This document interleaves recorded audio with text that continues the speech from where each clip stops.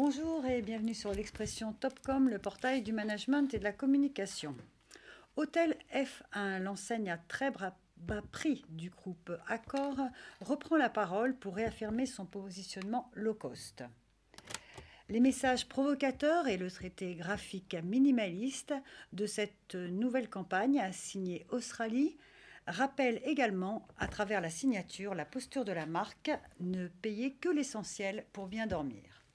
Alors, pour faire un point sur ce sujet, nous recevons Stéphane Sabourin. Bonjour. Bonjour Catherine. Vous êtes directeur de la communication d'Accor Hôtellerie France. Absolument. Et à vos côtés, Hervé Brasbin. Bonjour. Bonjour Catherine. Vous êtes directeur commercial pour l'agence Australie. Alors, Stéphane Sabourin, on va commencer avec vous. On connaît bien le groupe Accor. Est-ce que vous pouvez quand même nous rappeler un petit peu ce que représente cette marque Hôtel F1 au sein du portefeuille d'enseignes, de marques d'Accor? Alors, Hôtel F1, c'est la marque d'hôtel low cost du groupe. Le groupe Accor, aujourd'hui, est présent dans 90 pays, avec quasiment 5000 hôtels, plus de 500 000 chambres. Et on a tout un portefeuille de marques hôtelières dans le groupe qui vont du low cost jusqu'au luxe. Et l'entrée dans la gamme des produits Accor, c'est justement Hôtel F1, avec aujourd'hui quasi 250 hôtels en France exclusivement, qui sont des hôtels low cost, donc vraiment avec des premiers prix, puisque, et c'est un scoop, je vous le donne aujourd'hui, on lance même des chambres à 9 € cet hiver. Donc autant vous dire qu'on est vraiment le meilleur prix du marché et l'entrée de gamme sur le marché de l'hôtellerie aujourd'hui avec en chauffage France. Pour 9 €? Alors avec chauffage pour 9 €, avec même un lit. Une chambre, incroyable. une douche, Une chambre, alors c'est justement tout le paradoxe de l'hôtellerie économique et encore plus de l'hôtellerie low cost, c'est d'arriver à fournir tous les services essentiels au plus juste prix, au prix le plus tiré au plus bas, sans renier sur les services. Donc je vous confirme, non seulement vous avez du chauffage, vous avez de l'air purifié, vous avez une fenêtre, vous avez un lit, vous avez une couette, vous avez un grand lit, et ce sont des chambres pour 2 ou 3 personnes. Et puis évidemment, on peut se laver, on peut faire tout ce qu'on fait dans un hôtel. Voilà. D'accord. Et vous avez d'autres marques Accor Hôtel dans le low cost, par exemple, par rapport à Étape Hôtel, qui fait partie aussi, qui est aussi sur le marché du low cost. Absolument. Quelle Alors, est en Étape quelques mots Hôtel, la différence? Est-ce que pour, c'est la cible, la clientèle qui est différente? Alors d'une part, il y a des différences effectivement de clientèle et d'attente au niveau de nos clients. Et puis il y a une différence si on segmente un tout petit peu d'un point de vue marketing. On a vraiment les caractéristiques du low cost au travers d'Hôtel F1, alors que Étape Hôtel, on la classifie plutôt comme de l'hôtellerie très économique. Et puis après, vous avez de l'hôtellerie économique que vous connaissez sous le nom de Ibis, par exemple. D'accord. Donc si on fait le range comme ça, en entrant dans le marché du plus bas prix au plus haut, on a le low cost avec Hôtel F1, Étape Hôtel, hôtellerie très économique, et ensuite Ibis Hôtel, les hôtels économiques. Donc il y a des différences notoires, et notamment pour vous répondre, sur la clientèle, on a une clientèle qui est beaucoup plus jeune chez Hôtel F1, 18-35 ans, qui constitue un vrai cœur de cible, notamment sur les séjours qu'on qualifie, nous, de séjours de loisirs. Et puis, dans les séjours dits d'affaires ou de business, comme on parle dans notre métier, on a un cœur de cible de clientèle très orienté BTP, bâtiments, travaux publics, des personnels qui vont sur des chantiers, qui vont se déplacer pendant 4-5 jours. Et ça, c'est extrêmement caractéristique de l'hôtellerie low cost. D'accord. Donc c'est ce qu'il y a de moins cher dans toute c'est le meilleur prix dans le groupe, c'est le meilleur prix en France. Rendez-vous compte, 9 € une chambre, alors c'est un tarif promu, bien sûr. Parce que moi j'avais lu à partir de 26 €. Voilà, sinon on est aux alentours de 26 € en prix moyen toute l'année, donc c'est juste... D'accord. Un dernier mot sur la clientèle, est-ce que c'est plus la clientèle est plus de loisirs ou plus professionnelle, ça a 55 ans? Alors c'est plutôt une clientèle, si on doit parler segmentation, affaires, puisqu'à 65% c'est de l'affaire et à 35% c'est du loisir. D'accord. Et avec des taux d'occupation qui sont toujours très très forts dans l'hôtellerie low cost.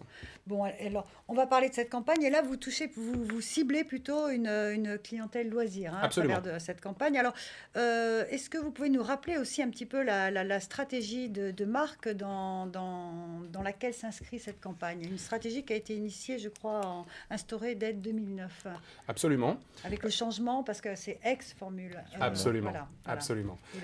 Ces hôtels s'appelaient les hôtels Formule 1. Ils sont nés en 1984. C'est l'emblème, c'est assez iconique comme marque au niveau du low-cost. C'est vraiment la représentation du low-cost en France dans l'hôtellerie. Et je pense même au niveau mondial, parce qu'en 84, il fallait oser quand même lancer ce genre de concept. Et puis la marque a vécu, ça a vécu ce que vit une marque, c'est-à-dire avec des hauts, des bas. Déjà, parce que c'est une marque qui a déjà, je crois... un peu de 20 ans, oui. Plus de 20 ans. Donc la stratégie, le positionnement low cost. Le positionnement low cost affirmé. est dans l'ADN de la marque, il est là voilà. depuis le départ. Mais... Sauf qu'on a fait évoluer le produit parce que les attentes de nos clients évoluent, les notions de confort évoluent. En rigolant un petit peu tout à l'heure, on parlait est-ce qu'il y a un lit où il y a même une couette. Vous voyez, il y a quelques années, la couette, ça n'existait pas. C'était des éléments de confort que même nous, tous, autant qu'on est chez nous, nous n'avions pas. Donc voilà, le produit, il a dû évoluer. Et donc en 2008, on a lancé une nouvelle génération de chambres. On a clarifié le positionnement de cette marque. On l'a un petit peu upgradé, si j'ose dire, en termes de qualité de produit, qualité de service. Et on en a profité pour changer également son nom. On est passé de Formule 1 à Hôtel F1, un nom plus court, plus dynamique, qui voulait vraiment revendiquer le renouveau de cette marque. Donc un renouveau qu'on retrouvait dans le produit, qu'on retrouvait dans sa politique de prix, de commercialisation et dans sa politique de communication. D'accord. Alors, payer moins, bouger plus, c'était la signature... C'était la signature en 2009, donc quand on l'a lancé. D'accord. Hervé en parlera mieux que moi, je pense, tout à l'heure, sur les aspects de création. Et puis aujourd'hui, la volonté, c'était d'une part de réancrer le fait qu'on est le moins cher du marché, et ça, c'est une vérité absolue, et c'est avant tout ce qu'on réclame à un low-coster, mais aussi, en tant qu'aiguillon, d'aller un petit peu agiter le marché, et ça, seul le leader peut se le permettre, et d'aller se poser les vraies questions, et d'aller un petit peu agir comme ça, comme aiguillonner un petit peu, être un peu le trouble-fête qui repose les bonnes questions. C'est tout le mérite de cette campagne. Hervé en parlera mieux que moi, parce que là, il y a des vrais insights. On va y venir. Alors, les objectifs pour Hôtel F1, puisque c'est une campagne grand public, est-ce que vous pouvez nous préciser un petit peu pourquoi c'est une campagne grand public et quels sont précisément les objectifs de cette campagne? Alors sur cette campagne-là, on a souhaité avant tout s'adresser à la cible qu'on qualifie chez nous de cible loisir. Oui. Donc ces fameux 18-35 ans, qui constituent le gros du cœur de cible de cette clientèle, et qui fréquentent les hôtels F1 à titre personnel pour aller voir des amis, pour aller à un concert, pour aller, que sais-je encore, à toute fin d'utilisation loisir, et donc prioritairement le week-end, même si on les trouve aussi un petit peu en semaine. Donc à ces gens-là, on n'allait pas leur parler de facilité d'usage, il fallait leur parler juste, leur parler vrai, et c'est une campagne qui avait avant tout pour objectif de réancrer Hôtel F1 comme la marque low cost sur cette clientèle-là, en réaffirmant toujours qu'on est le meilleur prix de la catégorie. D'accord. Et ne payer que l'essentiel pour bien dormir, c'est la signature de c'est pas vraiment la signature, mais c'est l'idée, c'est l'idée centrale de la campagne qui est... D'accord. On va y venir tout de suite. Simplement, j'aimerais que vous nous rappeliez un petit peu quels étaient les grands axes du brief. Bon, vous avez travaillé avec l'agence Australie, c'est pas une première collaboration. Et quels étaient donc les grands axes du brief pour cette campagne? Donc, on voulait reprendre la parole, comme je le disais tout à l'heure, sur ces jeunes. Oui. On voulait vraiment avoir un ton de communication qui soit très personnel. Aujourd'hui, le risque qu'on peut avoir quand on est dans les marques très économiques ou les marques locaux, c'est de se concentrer que sur le prix. Il y a toujours un mieux-disant dans le prix, et le prix, ça ne construit rien. Or, on a, nous, une vraie relation avec nos clients, et on voulait vraiment que cette campagne-là mette en avant cette relation, et un vrai discours, un vrai ton, un vrai parti pris.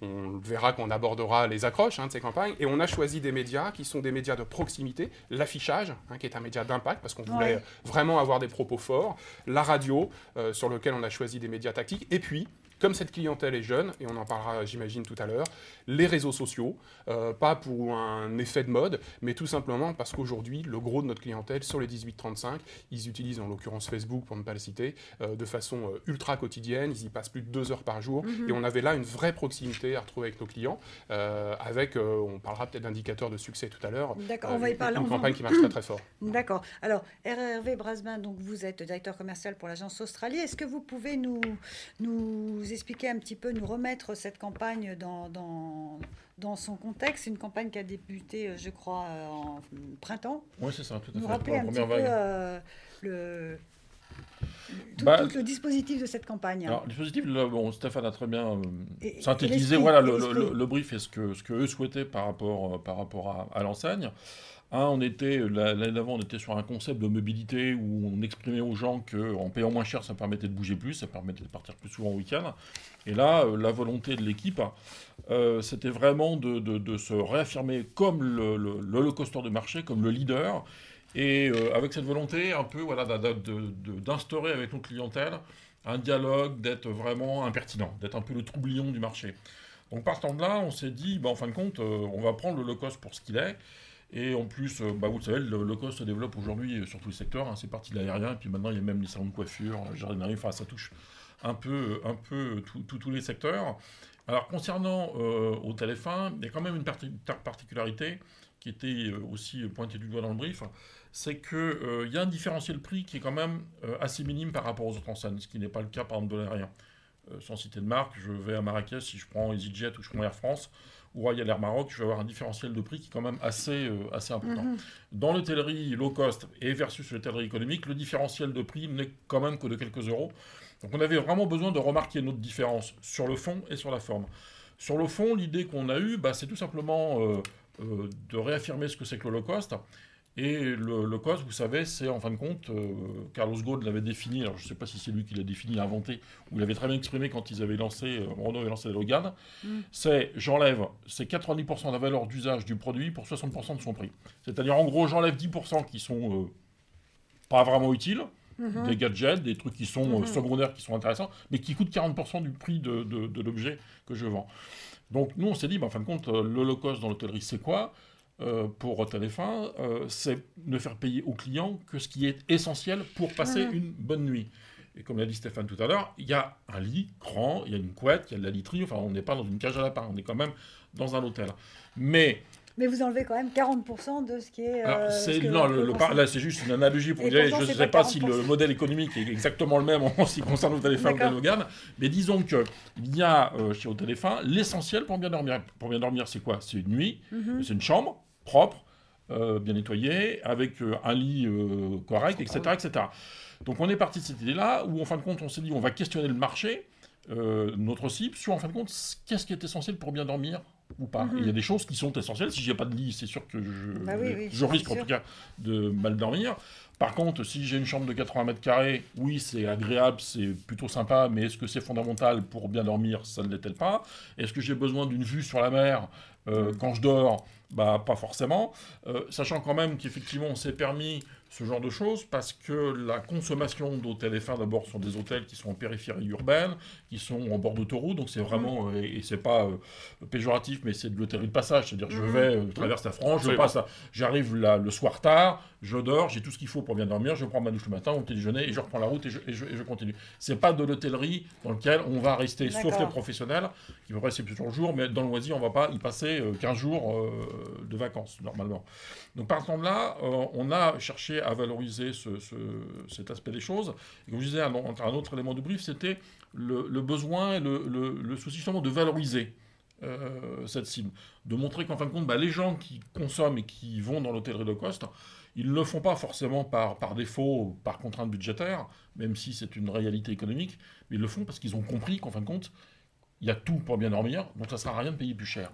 Ça c'est essentiel, c'est un vrai choix assumé, hein. C'est pas un choix par défaut. Voilà. On a souvent cette image-là parce qu'elle est pratique, je dirais, dans nos esprits, parce qu'on aime bien travailler par défaut et raisonner par défaut. C'est un vrai choix assumé, c'est un choix de l'intelligence, c'est-à-dire je sais que je n'ai pas tout dedans, mais ça me convient très bien. J'ai tout en tout cas pour bien dormir. Et c'est vrai que dans le brief, quand Stéphane nous a briefé, il y avait... un parallèle, par exemple, avec Eram. À quoi ça sert de dépenser ? Pourquoi dépenser plus ? C'est-à-dire, en fin de compte, vous avez la possibilité, vous, consommateurs, d'accéder à une hôtellerie supérieure si ça vous fait plaisir, mais en tout cas, là, il y a tout ce qu'il faut pour bien dormir, c'est le meilleur rapport qualité-prix. Donc maintenant, à vous de juger. D'accord, ok, mais vous vous adressez, c'est quand même une campagne qui s'adresse aux jeunes, avec des partis pris créatifs, en tout cas, c'est ce qui apparaît dans les partis pris créatifs. Alors, est-ce que vous nous expliquez deux films ? Il y a deux films, peut-être nous raconter quelques mots. Pourquoi vous avez puisque vous dites que ça doit s'adresser à tous les gens qui recherchent à payer uniquement l'essentiel, mais malgré tout, vous ciblez des jeunes par je vais y venir sur les films viraux sur Facebook, puisqu'effectivement, il y a un dispositif Facebook qui vient de démarrer là, début septembre, enfin mi-septembre, très fort, mais c'est vrai que la campagne, on l'a relancée avec un média, même proximité, mais qui est quand même un média large grand public, qui est l'affichage. Donc il y a eu une volonté de questionner, j'allais dire, non pas la France entière, mais vraiment tout le monde. Donc les partis pris qu'on a eu, en fin de compte, ils sont assez simples.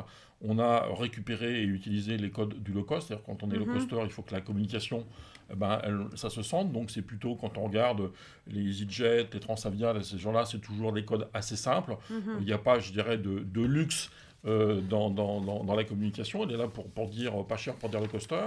Donc on a travaillé en plus la marque à des codes noirs et blancs, voilà, et orange et noir. Donc on a récupéré tout simplement, vous voyez, les codes de la marque.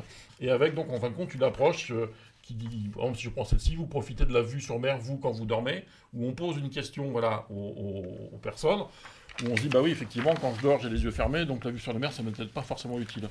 Donc ça, je dirais, c'est le premier volet.